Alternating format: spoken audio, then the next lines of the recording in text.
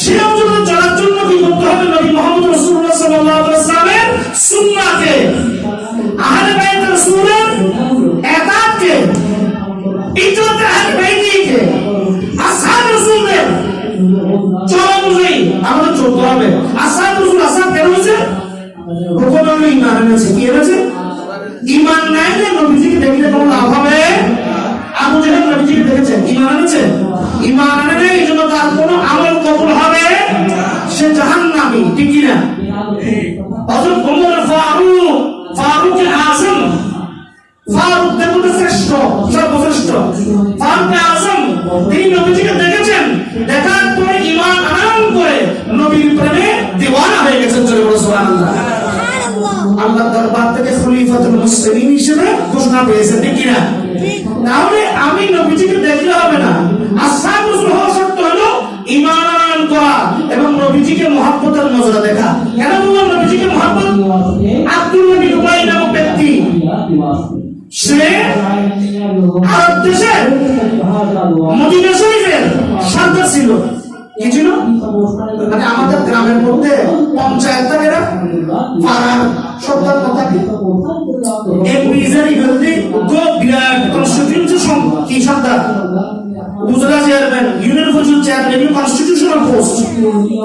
সমাজের মধ্যে আমাদের কিছু থাকে এবং সর্দার মাধ্যম থাকে। ঠিক কিনা? এই আব্দুল্লাহ বিন উবাই ছিল মদিনা সর্দার। যখন দয়াল নবী আসলেন, আচ্ছা শুনেন, এই যে বাল্বটা আছে চলতেছে, কেন বাল্ব জ্বালাইছেন? এটা রাত না দিন? এখন রাত না দিন? বাল্ব জ্বালাইছেন কেন? কারণ আলো দরকার, এখন অন্ধকার, এখন সূর্য নাই, আমাদের এখানে নাই, বাংলাদেশের উপর নাই, আরেকখানে দিচ্ছে। ঠিক কিনা? আমরা যখন বাংলাদেশে রাত, তখন আমেরিকার দিন কেমনে হয়? ঠিক না? এখন 8:56 বাংলাদেশে, কানাডাতে হলো সকাল 8:56। তার মানে কি সূর্য এখানে আলো দিচ্ছে আর এখানে কি দিয়েছে? আলো দেওয়াটা বন্ধ করে সরে গিয়েছে, এজন্য অন্ধকার হয়ে গিয়েছে, এই জন্য আমরা লাইট দিয়ে রেখেছি। এখন যখন সূর্য গনগনে তাপ দেয়, তখন কি লাইট জ্বালিয়ে বসে থাকে? কারণ সমগ্র দুনিয়াকে আলোকিত করার ক্ষমতা আল্লাহ সূর্যকে দিয়েছে।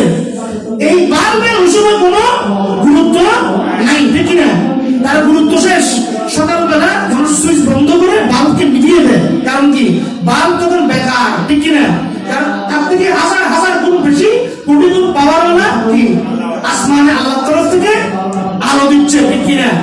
তাহলে খুব খেয়াল করে শুনেন, এইটা যেরকম সূর্যের কাছে একটা মোমবাতি, যেন কোনো তার কারিশমা নাই। দয়াল নবী রাহমাতুল আলামিন রউফুর রহিম, তিনি এমন কি উনি সরদার কায়নাত। ঠিক না? সরওয়ার সরদার। ঠিক না?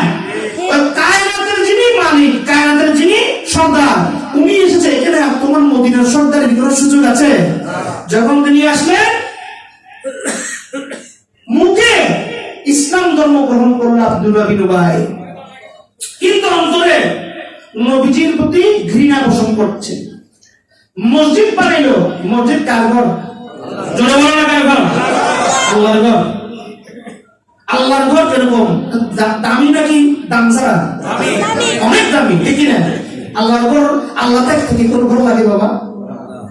আর রহমান আরশি সাওয়া, আল্লাহ তার সে আযমে আছে। তুই দেখতে বড় দিলে লাগাতে আল্লাহ পাককে ডাকার জন্য আমরা ইরাদত নিয়ে আল্লাহ পাককে ভাবনা করার জন্য, মনোযোগ সহকারে আল্লাহকে ডাকার জন্য, একটা পরিবেশ সৃষ্টি করার জন্য একটা আকারকৃত ঘরকে আল্লাহ তার আল্লাহর ঘর বলে স্বীকৃতি দিয়েছে। সুবহানাল্লাহ। কথা কি বুঝছেন না? বুঝেন নাই? আল্লাহ থাকতে কোনো ঘর লাগে না, কিন্তু আল্লাহর বান্দারা আল্লাহকে ডাকতে, সেই পরিবেশটা তৈরি করতে যে আকার আকৃতি লাগে, সেই আকার আকৃতি আল্লাহর ইচ্ছায় আল্লাহর দরবার থেকে আল্লাহর ঘর হিসেবে স্বীকৃত। সুবহানাল্লাহ। আমরা এটা বুঝি। ইট পাথরের মধ্যে আল্লাহকে ডাকার মতো, খুব খেয়াল করে শুনেন, ইট পাথরের মধ্যে আল্লাহকে ডাকার মতো যে মনোযোগ সহকারে অবস্থা তৈরি হওয়া জিনিসকে আমরা আল্লাহর ঘর বলতে পারি। কিন্তু যে কাফিররা যাদের দেখলে আল্লাহ দেখা হয়, তাদেরকে আমরা আল্লাহ বলা বলতে মনে আমরা নারাজ। ঠিক না? আমরা মুসলমানরা কি অবস্থায় আছি? আমাদের জিনিসগুলো সম্পর্কে খুব খেয়াল করে শুনতে হবে।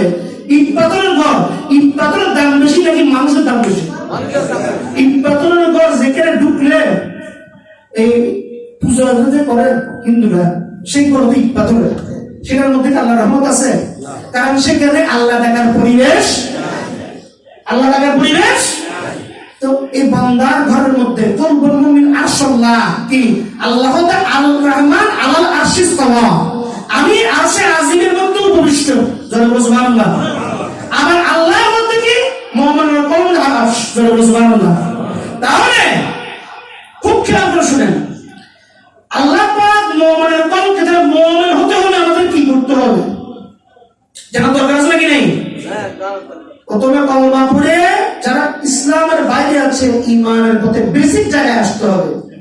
একটা মানুষ যখন প্রথমে লেখাপড়া শুরু করে তাকে ক্লাস 1 পড়ে নাকি ক্লাস 10 এ ভর্তি করায়?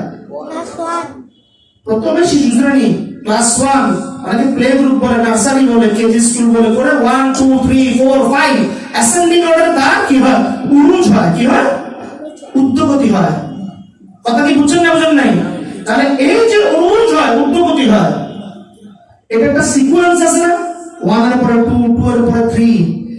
এই আমাদেরকে মুমিন হওয়ার পথে যেতে হলে গ্র্যাজুয়ালি নিজের তাজকিয়া নফসকে পরিশুদ্ধ করে আল্লাহর পথে যেতে হলে, আল্লাহকে রাজি খুশি করাতে হলে নবী মুহাম্মদ রাসূলুল্লাহ সাল্লাল্লাহু আলাইহি ওয়াসাল্লাম রাহমাতুল লিল আলামিন, তিনি রহমতের সমগ্র মালিকানা নিয়ে ওমা আরসালনাকা ইল্লা রাহমাতাল লিল আলামিন, এই দুনিয়ার মধ্যে আমাদের জন্য এসেছেন। যে রহমত দিয়ে আমাদের জন্য আল্লাহ যে সাধারণ নফস দিয়েছেন, যে নফস কোনো সময় ভালো কাজ করবেন না, ইল্লা নাফসাল আমরাত বিসসু ইল্লা মা রাহিমা রাব্বি, আমার আল্লাহ বলছেন বান্দা তোমাদেরকে আমি সাধারণ আম্মা একটা নফস দিয়েছি, সাধারণ নফস। এই নফসটা কোনোদিন ভালো কাজ করবে না ইল্লা মা রাহিমা রাব্বি, যদি না তাতে আল্লাহর রহমত হয়। কি হয়? আল্লাহর রহমত হইলে পানি খেতে হলে কুয়ায় যেতে হয় নাকি মরুভূমিতে যেতে হয়? কুয়ায় যান, পুকুরে যান, নদী, যেখানে পানি আছে, ঠিক কিনা? যেখানে পানি নেই সেখানে সারাদিন তওয়াফ করলে আপনি পানি পাবেন। আল্লাহ পাক সাফা মারওয়া তওয়াফ করিয়েছেন মা হাজরা, ঠিক না? মরুভূমির মধ্যে কিছু পায় নাই, কিন্তু আল্লাহ যখন কামেলিনের পায়ে রাখাতে শিশু কামেল কি হযরত ইব্রাহিম খলিলুল্লাহ শিশু পুত্র ইসমাইল জবিরের পায়ে রাখাতে দিয়ে সেখান থেকে পানি বের করে দিয়েছেন। সুবহানাল্লাহ। ওই পানি শুধু উনারা খান নাই, আজ পর্যন্ত আমরা খেয়ে শেষ করতে পারছি পারবে বলে মনে হয়? তাই আল্লাহর তো দিলাই এটা হলো শেষ হওয়া। কি বললাম? বান্দা বান্না জিনিস শেষ হয়ে যাবে।